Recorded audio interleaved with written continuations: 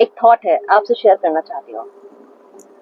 जब हम पंच तत्वों की बात करते हैं तो हम बात करते हैं आकाश तत्व, वायु, अग्नि, जल एंड पृथ्वी तत्व।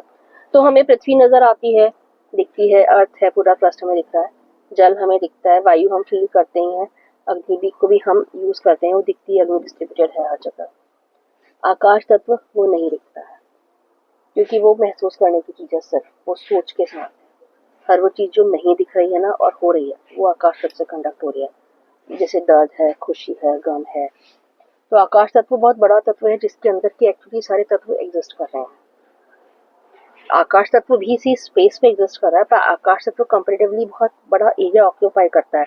जैसे कि धरती से अगर आप एरिया देखिए तो जल तत्व ज्यादा एरिया ले रहा है, जल से ज्यादा वायु ले रही है। अग्नि का भी डिस्ट्रीब्यूशन उस तरीके से ज्यादा है, और आकाश तत्व का उससे भी ज्यादा है, क्योंकि इनके जो एलिमेंट्स हैं, इनका जो इंटरमोलिकुलर डिस्टेंस है, उसका फर्क है। अर्थ जो है हमारा, पृथ्वी तत्व बहुत डेंस है, वो एक दूसरे के साथ में बहुत ही कॉम्पैक्ट है, बिल्कुल साथ साथ में है, स्पेस के अंदर बिल्कुल जुड़ा हुआ। तो इसलिए कंडक्शन भी बहुत फास्ट है एनर्जी का। मतलब उसका टोटल एनर्जी हाई है, इसीलिए आप देखिए शिवलिंग वगैरह जो बनता है वो धरती तत्व का बनता है। कभी पानी का शिवलिंग बन के एग्जिस्ट नहीं करेगा, वो उसी से ही बनेगा, पानी से उसका अभिषेक किया जाएगा। और वैसे ही जब हम जल तत्व पे आते हैं तो उसमें इंटरमोलिकुलर डिस्टेंस थोड़ा सा ज्यादा होता है। तो मतलब ये कह सकते हो कि जल तत्व जो है वो हाथ मिला के चल रहा है, उसमें डिस्टेंस है, तो उसका एरिया ऑक्यूपाइड बढ़ गया, टोटल एरिया, क्योंकि वो डेंस, लेसर डेंस है, तो टोटल एरिया ऑक्यूपाइड बढ़ गया। नंबर ऑफ एलिमेंट सेम हो सकते हैं, सारे तत्वों में सेम है, मगर जो एरिया का स्प्रेड है वो बदल गया। वैसे ही जब हम आकाश पे आते हैं वायु तत्व पे, तो वायु तत्व में तो ज्यादा है और ज्यादा डिस्टेंस है इंटर पार्टिकल, तो उसमें और भी ज्यादा एरिया ऑक्यूपाइड है। तो आप देखिए जो हमारा पूरा एटमॉस्फेयर है, जो हमारे को कवर कर रहा है, वो वायु तत्व कवर कर रहा है, तो उसका टोटल एरिया जल तत्व से भी बहुत ज्यादा है। अग्नि तत्व इज डिस्ट्रीब्यूटेड अमंग ऑल, ऊपर से लेकर नीचे तक और आगे भी। तो अग्नि तत्व का भी स्प्रेड बहुत हाई है, वो बाकी तत्वों के अंदर छुपा हुआ है, हर वक्त दिख नहीं रहा, पर वो हर वक्त है। Light energy we all no.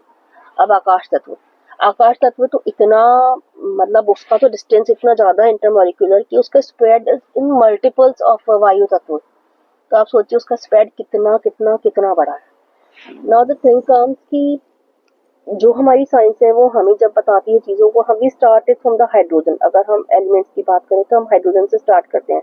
Hydrogen का जो पहला मॉलिक्यूल की हम बात करते हैं उसमें वो नहीं है आपका न्यूट्रॉन। तो एटॉमिक मास की बात करते हैं, एटॉमिक मास में तो वो सबसे छोटा है और लीस्ट वेट है, and the beginning is with hydrogen. लेकिन वो हाइड्रोजन कहीं से आया है ना, अभी हमें बताया जाता है कि वो सन के आसपास उससे आ रहा है, क्योंकि इसकी इनर्ट हीट बहुत ज्यादा है।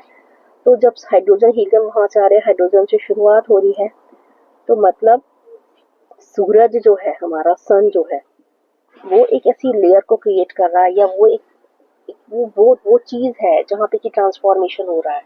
क्योंकि अग्नि तत्व को ट्रांसफॉर्मेशन के लिए बताया गया है, हमारी बॉडी में भी हर जगह जो कन्वर्जन है वो अग्नि कर रही है। बाहर भी कहीं पर भी देख लीजिए, ट्रांसफॉर्मेशन इज बाय अग्नि। तो आकाश तत्व से कहते हैं, आकाश तत्व से वायु तत्व, वायु से अग्नि, अग्नि से जल, और जल से पृथ्वी की उत्पत्ति हुई है।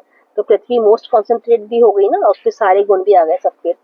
तो जो आकाश तत्व से वायु तत्व में कन्वर्जन हुआ है, तो वो सूर्य के लेवल पर हो रहा है। अब वो सूर्य के लेवल पे हो रहा है, तो हमें जो मिल रहा है वायु तत्व में, वो मिल रहा है हाइड्रोजन, जिसको कि हम महसूस कर पा रहे हैं। उसके ऊपर वो जो कन्वर्जन है वो अभी रुका हुआ है। कहाँ रुका हुआ है? मीन्स हमारी साइंस के पास रुका हुआ है। हमारे सनातन में तो पहले से ही तत्व मौजूद ही है, और इसीलिए सूर्य को धरती के लिए जीवनदायी बोला गया है, क्योंकि वहां से वो कन्वर्जन स्टार्ट होकर यहाँ आता है। पर तत्व जो है आकाश का तत्व, वो वहां से यहाँ भी एग्जिस्ट कर रहा है। जो ट्रांसफॉर्मेशन हुआ है वायु तत्व में, वो हमें समझ में आ रहा है, वहां से हमारे एलिमेंट्स स्टार्ट हो रहे हैं। पर उसके पहले के जो एलिमेंट हैं आकाश तत्व वाले, क्योंकि वो दिख नहीं रहे हैं, वो वेटलेस है, हाइड्रोजन से भी पहले वाले हो गए, पर वो आकाश तत्व है। और सूर्य इज द फर्स्ट ट्रांसफॉर्मर, क्योंकि अग्नि है, स्ट्रॉन्गेस्ट ट्रांसफॉर्मर हो रहा है, ट्रांसफॉर्मेशन ऑफ द थिंग। तो उसके बाद आगे तक हर लेवल के ऊपर होकर आ रहा है। और वो जो एंगल पे कन्वर्जन हो रहा है ना, अगर हम उसको प्रेजेंट पे भी देखें तो एंगल ऑफ कन्वर्जन पे ही सारी बात आती है। जहाँ एंगल बदल गया वहाँ प्रॉपर्टी बदल गई। तो अगर हम सनातन को एक अलग नजर से देखते हैं तो हमें सब कुछ समझाता है। तत्वों का स्पेक्ट, तत्वों की सोच, तत्वों की नजर से एक बार आप देख कर देखिए चीजों को, तो फिर दिखेगा कि सनातन की क्या गहराई थी, वो क्या बताती है, आकाश तत्व क्या है, आकाश तत्व का स्प्रेड क्या है। अगर हमारी बॉडी में भी आप देखिए तो नर्वस टिश्यू का जो स्प्रेड है ना वो सबसे ज़्यादा है, ऊपर से लेके नीचे तक कनेक्ट करना जानती है सिंगल सेल पे। सेलुलर बॉडी बीच में है तो ऊपर से लेके नीचे तक पूरा कंडक्शन है उसका। Thank you.